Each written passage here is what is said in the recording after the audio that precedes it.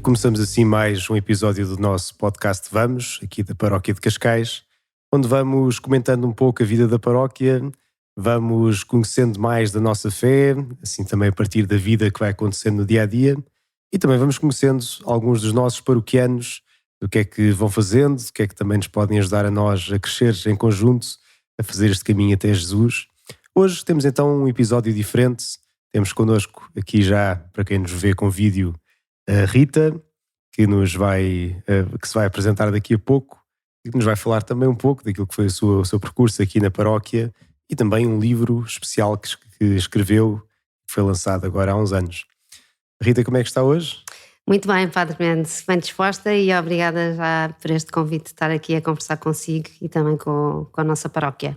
Isto aqui, no fundo, hoje é uma pequena inversão de papéis, não é? Que a Rita foi jornalista há muitos anos, entrevistava muita gente, agora parece que hoje altera-se um bocadinho aqui a lógica natural das coisas, não é? Exato, vamos ver se eu estou à altura, porque realmente estou mais habituada a fazer perguntas e não a responder, mas cá estou, pronta. Sim, normalmente os jornalistas querem sempre arrancar as respostas, agora é ao contrário. Esteja à vontade, Padre Mendes. Mas bem, mas quem é a Rita? A Rita onde é que nasceu? Como é que foi o seu percurso até hoje? Então, eu chamo Rita, tenho 44 anos, sou casada, tenho 2 filhas, sempre tive aqui uma ligação muito forte à paróquia, quase como uma relação umbilical, porque a minha avó é a Dona Maria José Machado, que está aqui há 50 anos a servir a paróquia, portanto, desde criança, desde pequenina, que me lembro de passar muitos dias por aqui, pelo cartório, estar sempre ali pelos bancos da igreja, portanto foi assim que fui crescendo e fazendo também aqui os sacramentos da iniciação cristã. Curiosamente não fui batizada aqui, tem graça porque eu tenho memória do meu batismo, porque eu fui batizada com 6 anos. Na altura a minha mãe era católica, mas o meu pai não ligava muito à fé e não fazia assim muita questão que eu fosse batizada, e então na altura surgiu a oportunidade de entrar para os escoteiros com 6 anos, e como era o escotismo católico eu tinha que ser batizada, e então a minha avó agarrou em mim e na minha mãe e foi à paróquia do lado e batizou-me assim. Portanto eu tenho memória de estar a ser batizada na igreja vazia, eu, a minha mãe e a minha avó. E então foi uma coisa muito marcante. Depois fui fazendo os outros sacramentos aqui, foi aqui que fiz a primeira comunhão, que fui crismada. Lembro-me do crisma ter sido assim uma altura importante, em que senti mesmo que queria reafirmar a minha fé, que tinha recebido em criança e que tinha alimentado também no escotismo e nas coisas que ia fazendo. Eu te fui escoteira há muitos anos também. Sim. Depois na altura entrei para os escoteiros, logo com 6 anos, e digamos que a minha vida cristã foi passando por aí, não é? Por aprender a ver Deus também na natureza e nos outros, muito na partilha e no trabalho com os outros, crescendo um bocadinho nessa espiritualidade mais prática, não é? De ajudar os outros, estar sempre disponível para servir e para fazer aquilo que fosse preciso. Portanto, depois, assim, marcas importantes na minha vida cristã. Depois, na altura, entrei para o grupo de jovens de São Francisco, que era um grupo de oração que havia, não aqui da paróquia, mas ligado a algumas pessoas da paróquia, assim mais carismático, mais ligado ao renovamento carismático, e acho que foi aí que aprendi um bocadinho a rezar também em comunidade. Na altura tinha o Father Stan Fortuna, não sei se o Padre Mendes alguma vez já ouviu falar, que é um franciscano americano que vinha cá a fazer uns retiros. Já ouvi falar provavelmente de outras pessoas que pertenciam ao grupo, que devem ser amigos da Rita. Sim, e que também fizeram... É rapper também, não é? Assim, sim. Fazia um rap no meio das ruas, ele estava em Nova Iorque. Ele vive em Bronx, numa comunidade de franciscanos em Nova Iorque, e foi assim uma pessoa assim completamente diferente que vinha sempre fazer os retiros cá a Cascais, ali a Castelo de Bode, numa quinta que havia de uma pessoa que é ligada da paróquia. E então foi assim também uma parte importante da minha formação cristã. E pronto, e depois fiz aquele percurso das equipas de jovens de Nossa Senhora e pronto, o percurso mais ou menos normal de quem anda aqui para estas bandas. Sim, quer dizer, cada história é uma história, né?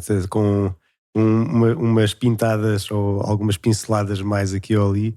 Ser escoteiros, quer dizer, continuo no fundo ainda ligado aos escoteiros, agora de graças à família também, não é? Sim. Chegou a ser chefe também? Sim, fiz a carreira toda. No fundo entrei como lobita, exploradora, pioneira, caminheira, Depois até estive na direção, fui chefe de agrupamento e pronto, depois casei com um escoteiro e tenho filhas nos escoteiros e o percurso continua agora na geração seguinte. Também é bom ver isso. Escoteiro uma vez, escoteiro para sempre. Sim. No caso da Rita, até é de uma forma muito concreta que todas as semanas continua no fundo a ir até à sede e a participar em atividades, direta ou indiretamente. Exatamente, sempre. Bem, mas depois então acabou os 18 anos e foi estudar o quê, Rita? O que é que a Rita Depois fui estudar a ciência da comunicação, queria ser jornalista, não foi assim uma coisa muito óbvia, mas que foi-se construindo este desejo de estar ligada à informação. Tirei o curso na Nova e depois comecei logo a trabalhar, logo com 20 anos entrei logo no Diário de Notícias, na altura, um jornal diário, portanto fui logo ali para a linha da frente, trabalhar muitas horas por dia.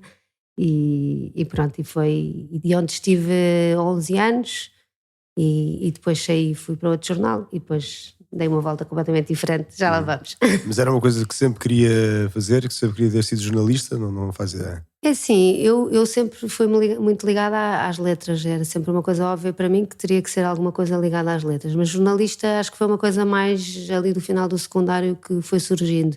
Sempre fui uma pessoa muito curiosa, muito interessada por saber aquilo que se passava à minha frente, à minha volta. Portanto, acho que foi uma coisa mais ou menos natural e gostei imenso de ser jornalista. Sempre tive a sensação que não ia ser jornalista a vida toda, mas porque havia muitas outras coisas que eu gostava de fazer, mas fui muito feliz enquanto fui jornalista. Que bem. Eu não sei se a Rita se lembra, mas houve uma vez que pediu-me, que eu estava na altura a estudar em Roma, umas coisas sobre no Vaticano e tudo mais. Parte financeira, não foi? A parte financeira, e a Rita na altura promoveu-me. Foi? O que é que eu disse? Que não... eu estava a fazer o mestrado e na altura já estava a estudar doutoramento. Exato. Mas acho que foi a primeira vez que também cruzei com a Rita, ainda nem sequer estava no seminário na altura, ainda antes dos estudos. Muito bem, então, mas teve assim em vários jornais e depois, o que é que aconteceu ao longo deste caminho?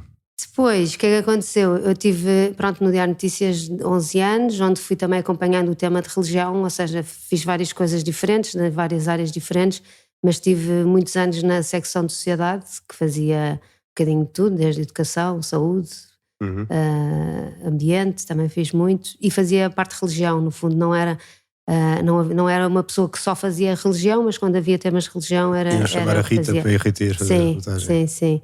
Mas porquê que sabiam que estava mais por dentro? É assim, eu sempre fui uma católica muito assumida no local de trabalho, que às vezes não era muito fácil, porque não digo que seja um clima hostil, mas à partida os jornalistas não têm muita simpatia. Quer dizer, se calhar estou a ser um bocadinho injusta e estou a generalizar e não estou a ser correta, mas há muitas pessoas que não têm uma ligação à fé. E, portanto, eu era assim, vista assim como uma pessoa um bocado diferente, não é? Nesse aspecto, porque participava e toda a gente sabia que eu tinha atividades e que era escoteira e que estava muito envolvida. Portanto, eu acabava por ir sabendo algumas coisas que aconteciam e levava algumas notícias e conseguia desenvolvê-las. E isso era bom porque permitia dar a conhecer uma coisa que eu sabia que era boa e que poder levá-la aos outros.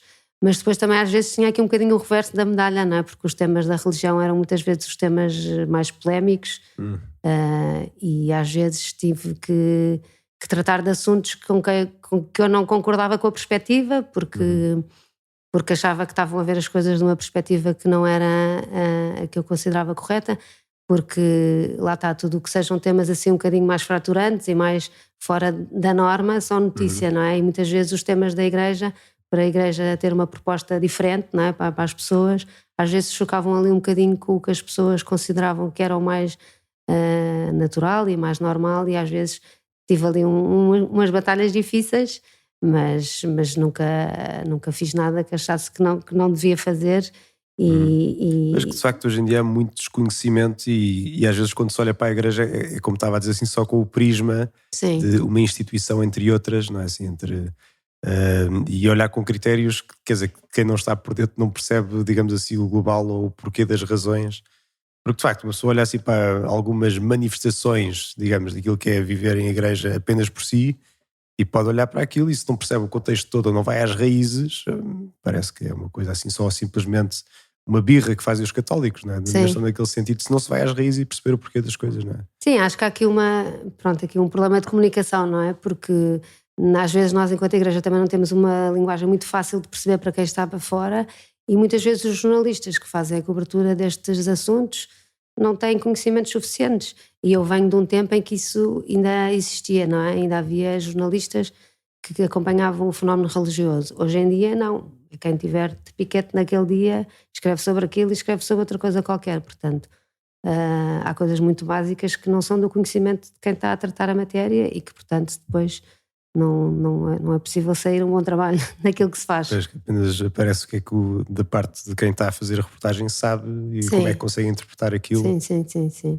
Mas também nesse âmbito a Rita teve também um papel, digamos, neste âmbito da comunicação, ainda antes de chegar onde está agora, não é? Mas também já ajudou, de certo modo, também padres e seminaristas a perceber um bocadinho como é que está o outro lado da... Sim, eu na altura, durante, acho que foram durante 12 ou 13 anos, dei aulas no seminário de Caparide, no ano propedêutico, ou seja, no primeiro ano da formação dos seminaristas, e era engraçado porque não eram aulas muito teóricas, mas no fundo o objetivo era que os seminaristas ganhassem o gosto pela informação e que percebessem também como é que as notícias são feitas e como é que o processo noticioso também se desenvolve, para desconstruírem também algumas ideias erradas que têm acerca das coisas e perceberem um bocadinho qual é que é a lógica de funcionamento dos mídia e pronto, e como é que nós enquanto igreja nós não podemos inverter essa lógica, não é? No fundo podemos tentar, mas não temos que saber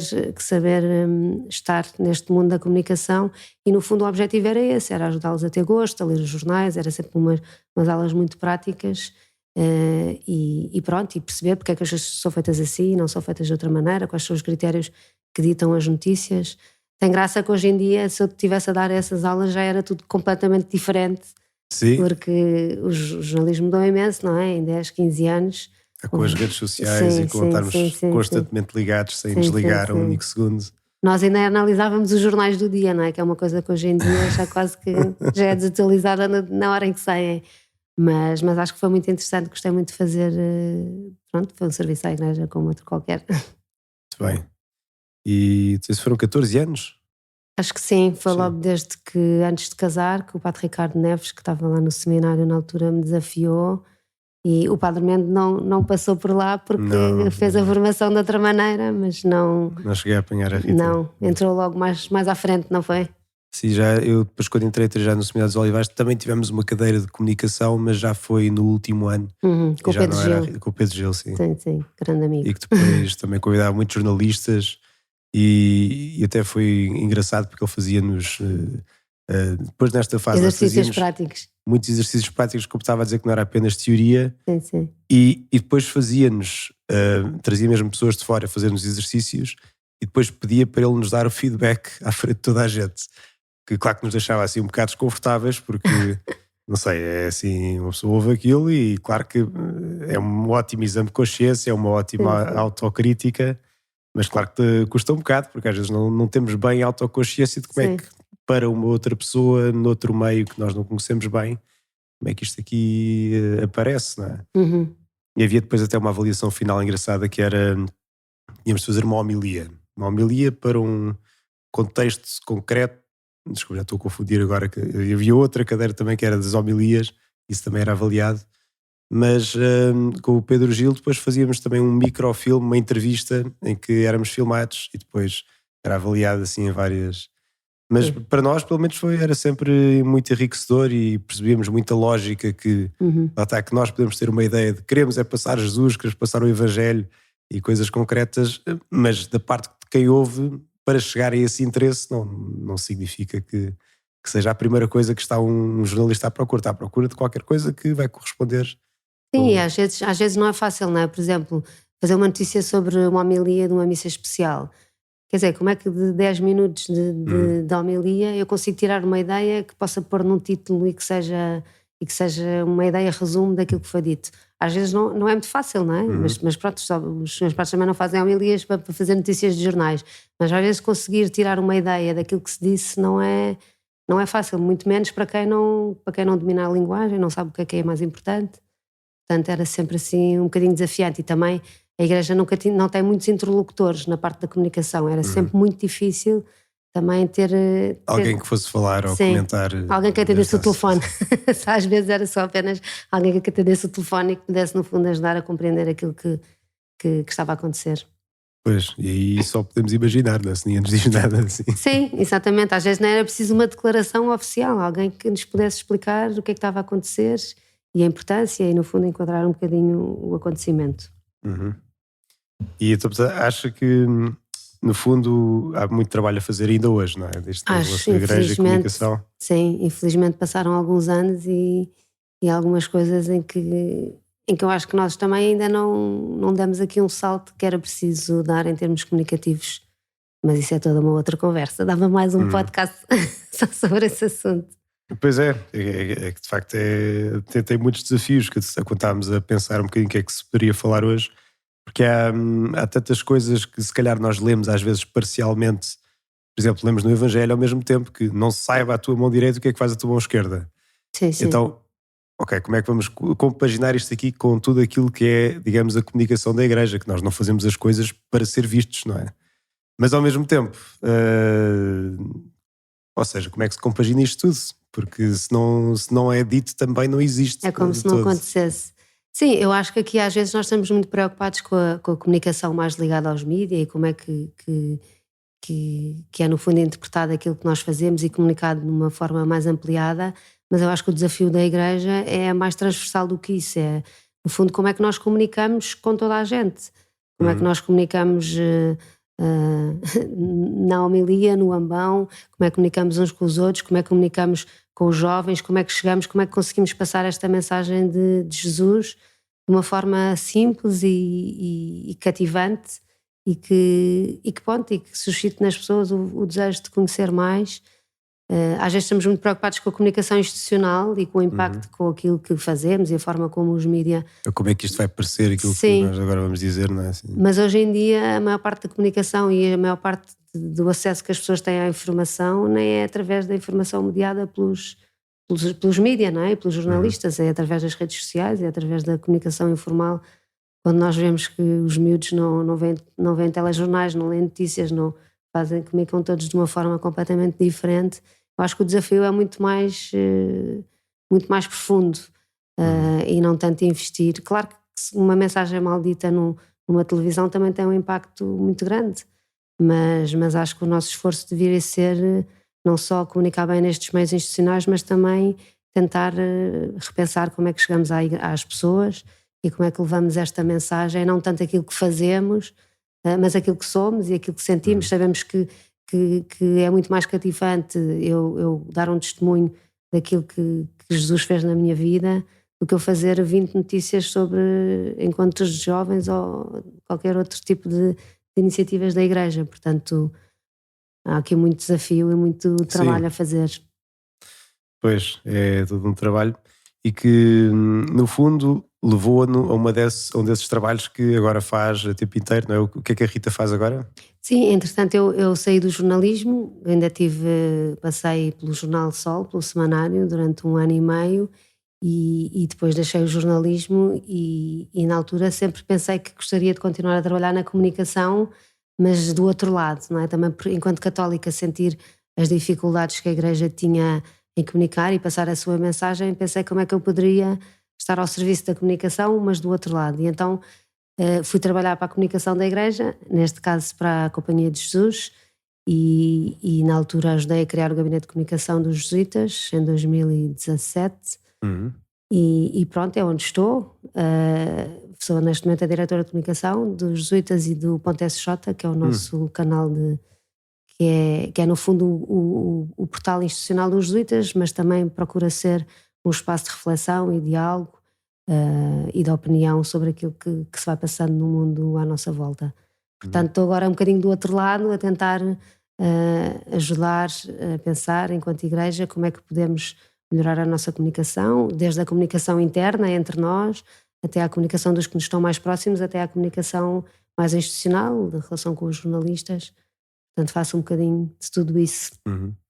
Portanto, quando há qualquer coisa que diz respeito à comunicação de jesuítas, é a Rita que vai falar, no fundo, é a Rita que dá a cara. Não, eu não sou porta-voz da companhia. Não é porta-voz. Não sou. Nós tentamos que a nossa comunicação possa ser feita por várias pessoas, não é? Na altura que o gabinete foi criado, era o Padre Zé Maria Brito, que era o diretor de comunicação, e ele era o porta-voz, enquanto jesuíta fazia essa dupla função. Eu estou mais um bocadinho nos bastidores, ajuda a pensar as estratégias e ajuda a pensar como é que podemos comunicar e como é que podemos estar, mas tentamos que a nossa comunicação pública seja feita por vários atores, consoante o tema. Se estamos a falar de um tema ou outro, pode ser uma outra pessoa. E quando comunicamos assim mais institucionalmente, tentamos lá fazer por escrito ou através de comunicados, mas pronto, se for preciso também assume esse papel, como é óbvio. Sim, portanto no fundo está no back-office. No back-office, exatamente. Tudo aquilo que é o pensar sim. e a estratégia certa de como é que isto aqui vai impactar quando chegar às redes sociais e assim, não é? Sim. Isso é de facto uma coisa completa. Não sei, se fala de quem nunca entrou assim muito no assunto, mas enquanto se calhar os meios institucionais eram mais não é, controlados, ou tinha assim pelo menos sabia-se mais objetivamente o que ia acontecer nos meios das redes sociais. Sim, mas é um modo completamente diferente de comunicar, não é? Pressupõe que nós estamos disponíveis, que queremos entrar em relação com aquelas pessoas, não é? Isso, pronto, dá mais trabalho, é mais exigente, não controlamos a mensagem, não é? Como diz, quando nós publicamos uma coisa e estamos abertos a que as pessoas comentem, façam perguntas ou partilhem, ou estamos mais expostos, mas eu acho que também é assim que temos que estar, não é? Temos que estar encarnados no mundo, não é? Não podemos estar aqui do nosso lado a emitir a nossa mensagem e esperar que as pessoas entendam e que compreendam e que a aceitem. É no fundo uma relação mais próxima, que exige o domínio de outras técnicas. Eu também às vezes já me sinto um bocadinho fora de tempo, mas graças a Deus tenho no meu gabinete a trabalhar uma pessoa com metade da minha idade, portanto tem logo outra perspectiva completamente diferente, e isso também é muito enriquecedor. Ajuda a ter a cabeça de quem está naquela... Sim, mas o que eu acho mais importante é que eu acho que a comunicação, também nós pensamos sempre na comunicação como o fim da linha, não é? Como a parte mais pública. Eu acho que é muito importante a comunicação estar envolvida desde o início de todos os processos, porque da mesma forma como nós falamos uns com os outros, também diz muito sobre nós, e também é preciso cuidar muito. E o que eu sinto nestes anos de trabalho na companhia, se calhar comecei por estar ligada a este portal, que era uma coisa mais externa, hoje em dia sinto que a comunicação interna é das coisas mais fundamentais e que temos que cuidar melhor. Portanto, também tem sido uma aprendizagem também interessante nesse aspecto. Muito bem. Olha, então tínhamos convidado a Rita também assim como motivo principal por um livro que escreveu. Foi o último livro que escreveu? Ou já escreveu mais Foi o alguma último coisa? livro que escrevi, sim. Sim. Antes já tinha escrito outros, escreveu sobre os pastorinhos e o Papa Francisco. Isso foi no centenário das Sim, aparições. 2017, sim. Já tinha escrito também um livro sobre... Divórcio e parentalidade. No fundo coordenou assim uma... Sim, foi uma edição que eu fiz com mais 2 psicólogas, que era no fundo como é que desde o direito à psicologia, como é que nós podemos encarar este momento difícil da vida das famílias e fazer com que ele seja o melhor possível para as relações entre os adultos e as crianças, e no fundo proteger aqui as crianças neste momento de disrupção e muitas vezes de grande conflito nas famílias. Pois, de facto são situações difíceis e muito presentes em muitas famílias. É daqueles livros que eu espero que as pessoas nunca precisem de ler, porque é um livro que ajuda a tentar passar nesse processo, mas que esperamos que ninguém precise de o passar. Agora, este livro que vínhamos apresentar é já noutro registro, Sim. Que se chama As Melhores Parábolas de Jesus. De onde é que surgiu a ideia? Como é que isto aqui veio até às bancas? Como é que chegámos até aqui? Olha, foi engraçado porque não foi uma ideia minha, isto foi uma proposta da editora, que estava à procura de alguém que escrevesse este livro, e contactou uma colega minha que é escritora mesmo de profissão, e ela disse, eu não sou capaz de escrever este livro, mas eu sei quem é que será capaz de o fazer. E então pôs-me em contacto com a editora, uma editora Alma dos Livros, que não tem nada de editora católica, nada, e também na altura foi um desafio por isso, não é? Eu pensar, como é que eu vou fazer um livro para pessoas que não são crentes, provavelmente, porque as pessoas que vão ver este livro nas bancas não serão propriamente pessoas que estão à procura de uma coisa sobre espiritualidade, se não procurarem outro tipo de editoras. E pronto, tive assim umas dúvidas ao início, não sabia se havia de fazer ou não, exatamente por isso, porque era um livro para um público diferente que eu não estava habituada, não é? Se fosse para um público mais crente, se calhar seria mais fácil, porque a linguagem seria mais perceptível. E até me lembro na altura de ter falado com o Padre Nuno, pedir-lhe um pouco de conselho, e ele às tantas dizer-me: então, mas tens a oportunidade de falar a Jesus para pessoas que nunca ouviram, qual é a dúvida? E eu, bem, realmente nessa perspectiva não há dúvida nenhuma, não é? E foi assim com um cheque em branco, olha, que escreve o que quiseres e... Sim, foi um bocadinho, eles tinham uma ideia de, no fundo, apresentar Jesus como uma figura inspiradora e cujas parábolas e as histórias que contou podem dizer muito às pessoas, e foi esse o desafio do livro, no fundo, tentar desconstruir aqui um bocadinho a linguagem bíblica e passar esta mensagem de Jesus, mas eu encarei o livro como uma oportunidade de um bocadinho mais do que isso, não é? No fundo, de olhar para este Jesus histórico, que para muitas pessoas é apenas uma figura histórica, que foi muito influente e que muitas pessoas até consideram e gostam, mas tentar, através das histórias que Jesus contou, abrir aqui uma porta para a relação com o Jesus, Filho de Deus. E foi esse um bocadinho o desafio, não é? De, no fundo, há aqui umas histórias giras que podem ser inspiradoras, mas tentar perceber que esta pessoa que as contou não é apenas uma figura importante da história, mas é o Filho de Deus e com o qual nós podemos criar uma relação e que pode ter uma importância muito, muito relevante na nossa vida. E decidiu pegar então nas parábolas que Jesus conta. Sim, a ideia foi as parábolas. O título é um bocado enganador, confesso, tenho que confessar, porque não há 50 parábolas. No Tem fundo, umas parábolas e depois tem algumas passagens do Sermão da Montanha e outras... No fundo, algumas imagens de que Jesus usou, desde o grão de trigo, a casa sobre a rocha, o vinho novo em odres velhos. No fundo, algumas imagens que Jesus usou, que não são propriamente histórias e parábolas, mas que têm uma mensagem, e que a ideia era um bocadinho não é desconstruir, era no fundo enquadrar primeiro. Ou seja, o livro tem a citação da parábola, depois tem um bocadinho a explicação histórica do tempo em que aconteceu e porque é que aquela história surge, e no fundo depois uma terceira parte, um bocadinho mais de inspiração e mais de o que é que estas palavras me podem dizer hoje na minha vida.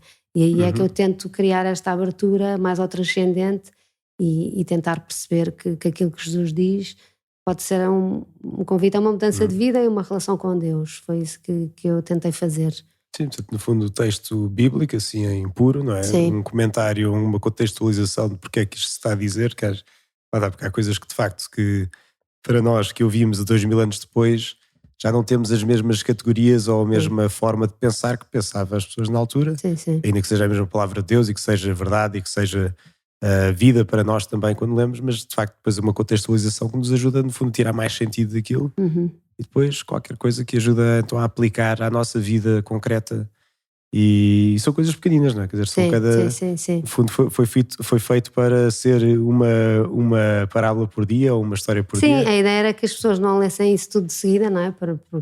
Para fazer ecoar alguma coisa cá dentro, deixar aqui um bocadinho de espaço e de ler uma por dia, assim, ir meditando e não ser uma leitura corrida. Eu na altura também tinha um bocadinho, ou seja, eu queria que fosse um livro para pessoas que não são crentes, que sei que era esse público, mas que fosse um livro também fiel e que não dissesse no fundo nenhum disparate, e aí estava um bocadinho assustada de poder dizer alguma coisa que não fosse certo ou que não fosse teologicamente correto. E na altura também pedi ajuda a um jesuíta que era meu amigo e que estava a ter o doutoramento em Bíblia. E eu pensei, bem, eu vou-lhe dar isto a ler e ele, se tiver alguma coisa errada, vai logo sublinhar. Portanto, também tem um bocadinho essa garantia de que à partida não há assim nenhum disparate grande. Mas que implicou algum trabalho de casa da parte da Rita para fazer o contexto histórico e algumas coisas, como é que eram as coisas na altura, mesmo a geografia, que tem de ver um bocadinho a geografia de cada sítio. Sim. E o que é que fez? Foi mesmo estudar a Rita? Fui lendo algumas coisas também de alguns livros que já havia, de algumas parábolas, fui fazendo algumas pesquisas também. A parte da reflexão foi uma coisa mais pessoal, não é? Mais da oração e daquilo que também, de certa forma, aquela parábola me dizia a mim. E tentando... E é engraçado porque realmente as parábolas são tão ricas, não é? E têm tanto que ver com o momento também na nossa vida em que as lemos e aquilo que nos faz, que nos interpela, que hoje em dia se calhar olho para esses textos e escreveria coisas na terceira parte, não é? Na parte mais de meditação, se calhar escreveria coisas completamente diferentes. Uhum. Portanto, também é engraçado ver Acho isso. que é de facto a riqueza da palavra de Deus, que Sim. mesmo na liturgia que nós lemos de 3 em 3 anos, no fundo quase tudo, não é? Assim, mas mesmo texto, quando lemos uma primeira, depois uma segunda, uma terceira vez, há sempre mais qualquer sentido que se vai tirando, no fundo é um grande poço que vamos buscando água e vem sempre qualquer coisa de mais ou de diferente quando vamos lá buscar de novo. E de facto isso é uma grande riqueza, porque de facto a parábola tem assim não sei, mas a parábola em si tem um valor, tem assim um poder que não é simplesmente como outra história, não é? Que de facto é rica, não é? Jesus se os usou muito, não foi por acaso. Sim, acho que é um bocadinho aqui a questão da imaginação, não é? Também nós, no fundo, apelarmos aqui não só à nossa parte mais racional, mas tentarmos imaginar esta história e lá está, aplicá-la à nossa vida. Eu penso um bocadinho uma das regras de Santo Inácio na oração, que é a questão da composição do lugar. No fundo, nós olharmos para aquela história que vem na Escritura e tentarmos pensar também como se estivéssemos presentes naquela história e olhar para ela e pensar que personagem em que é que eu me vejo nesta história. E por exemplo, a gente pensa na parábola do filho pródigo e há dias que nos sentimos como o filho mais novo, há dias que somos um bocadinho do filho mais velho, há dias que também eu às vezes agora enquanto mãe já me vejo também no lugar do pai, não é? Que espera sempre tudo do filho e agir porque realmente leva-nos à imaginação e puxa por nós, não é uma história que diz isto está certo, isto está errado, faz isto e faz aquilo, não, obriga aqui a criar uma relação com Deus e a no fundo a aprofundar um bocadinho aquilo que pode ser o que Deus nos quer dizer através desta história. E acho que é um método muito eficaz nesse aspecto de nos pôr em contacto com a palavra de Deus. Mas ainda que Jesus sabia o que é que estava a fazer na altura, não é? Pois, perfeitamente, não ter sido por acaso. Acho que Jesus disse 40 ou 42, consoante nós separamos assim ali uma outra parábola, parábolas nos Evangelhos, e sobretudo nos sinóticos, né? Os sinóticos é que têm assim mais as parábolas. Mas de facto é um grande poder, porque além de ter de facto um contexto histórico, mas são intemporais, não é? Nós hoje lemos isto aqui, uma criança lê isto e fica gravada na memória, não é? Aquilo que estava a dizer do pai com os filhos e tudo mais. As crianças lembram-se, ouvem uma vez uma catequista contar e fica para a vida, não é? Sim, esta questão da imaginação, não é? De nós também termos imagens e de termos uma fé alicerçada em coisas concretas. Sim. Eu acho que isso é muito importante e sinto isso também nas miúdas, não é? Nas minhas filhas que vão na escola e na catequese aprendem as parábolas, elas sabem as histórias mesmo, conseguem criar esta relação através das histórias e das coisas concretas que Jesus foi dizendo, e acho que isso é muito forte. Sim, vai povoando a forma como nós pensamos, vai povoando a forma como também nos mexemos e ilustra, em vez de ser só, olha, faz isto, não faz aquilo, não é? Apenas um moralismo é que a partir de uma vida, não é? A partir de um mundo que se vai criando dentro de nós, pronto, vai-se também, no fundo, encaminhando as pessoas para Jesus, e isso é que eu acho que de facto é uma boa coisa, não é? Nós de facto termos o Evangelho como, no fundo, não é manual de instruções, mas assim livre de inspiração, sim. que de facto é outra coisa, outra riqueza. Mas Rita, o livro chamou-se As Melhores Parábolas de Jesus, mas há assim alguma favorita para a Rita? É assim, a primeira que eu escrevi foi a do Bom Samaritano, foi logo assim a primeira. Não sei porquê, talvez se calhar por ter esta coisa de ajudar o próximo e tentar estar disponível, e parece uma parábola muito simples e na altura gostei muito de a escrever, mas realmente depois é sempre redutor aquilo que nós escrevemos e lembro, por exemplo, depois na altura quando li a Fratelli Tutti, que é toda baseada na parábola do Bom Samaritano, realmente parece que ainda há imensa coisa que nós não percebemos e que nós não pensámos sobre a mesma parábola. Portanto, foi assim a primeira que eu escrevi, mas se calhar a que eu acho que é assim mais marcante talvez é do filho pródigo, exatamente, por ser tão rica, por ter tanta ter tanto de nós próprios, não é? Da nossa vida, das nossas relações, apesar de ser uma história que não é do nosso tempo, não é? Das circunstâncias, daquilo que aconteceu, mas é uma história que nós vivemos todos os dias na nossa vida, não é?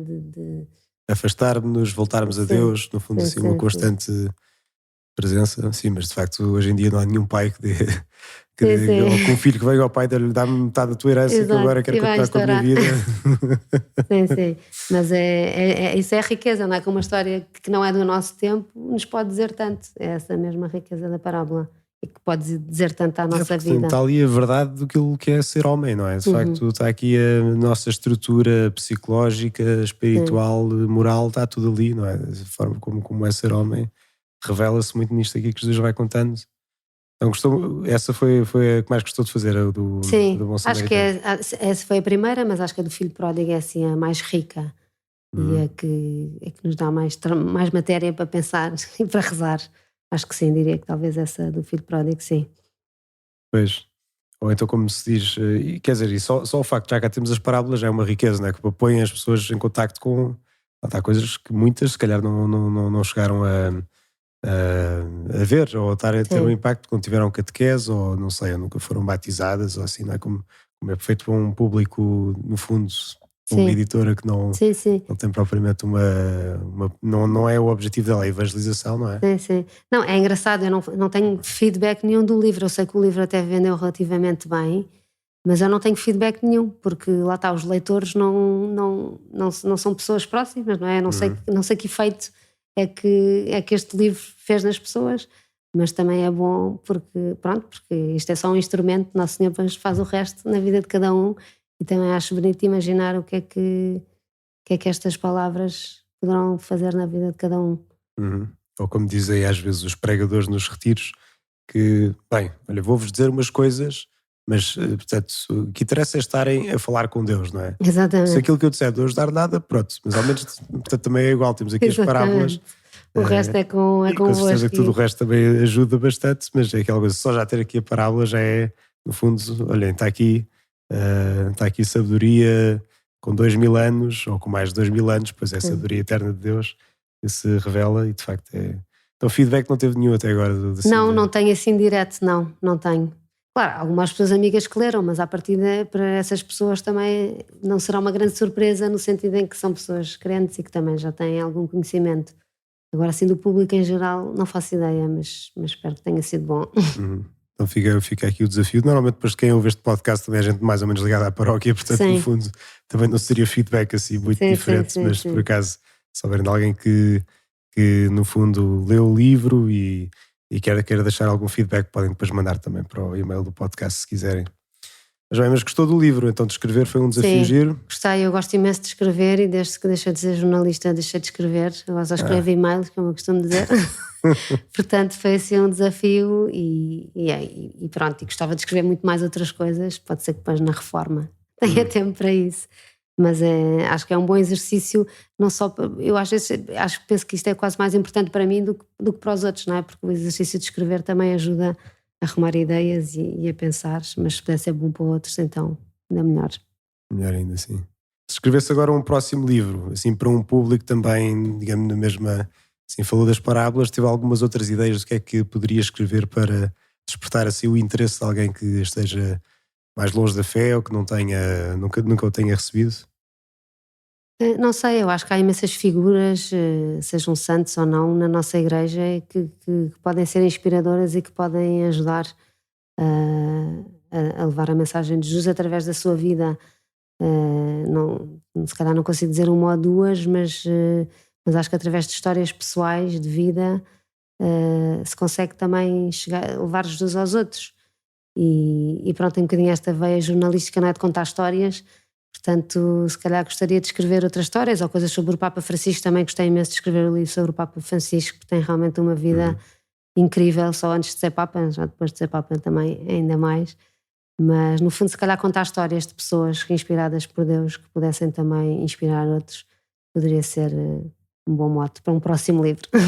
Acho que é como dizia o Papa Paulo VI, e com certeza que todos os outros Papas também, mas acho que o dele é que ficou assim mais famoso a dizer que o testemunho arrasta, não é? Sim, sim. Ou seja, quando vemos qualquer coisa, uma vida vivida nesse sentido é diferente do que simplesmente nós contarmos, no fundo, algo em abstrato. Mas connosco, não é? Claro. Por mais verdade que seja, se não virmos essa verdade encarnada em alguém, achamos que pronto, é uma boa ideia, mas não é para mim. Não é para mim, ou isso é impraticável ou irrealizável.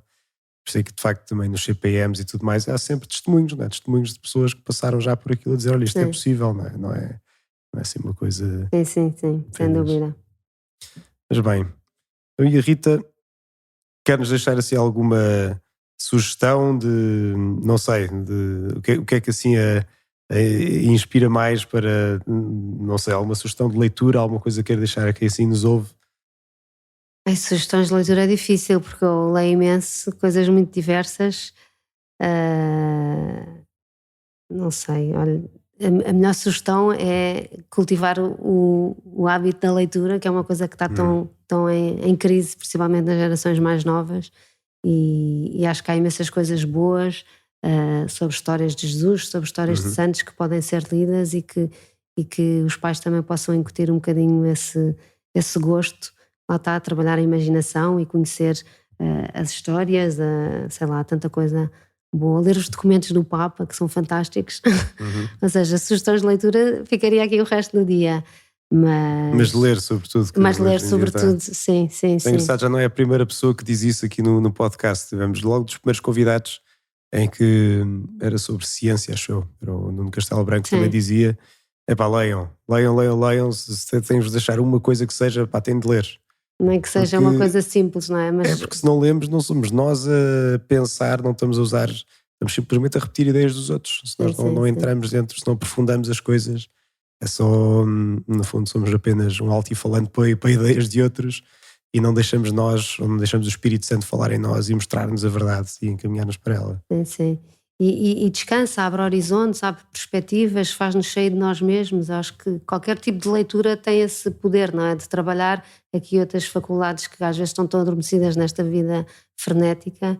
Portanto, eu tenho o maior orgulho das minhas filhas serem leitoras, porque acho que há mesmo uma coisa mesmo boa para a vida delas e para a vida de todos. E pronto, é uma maior recomendação, é leiam. Quer que seja, é bom. Bem, então leiam. Podem ler também então o livro que a Rita lançou em 2017, vou pôr aqui no ecrã.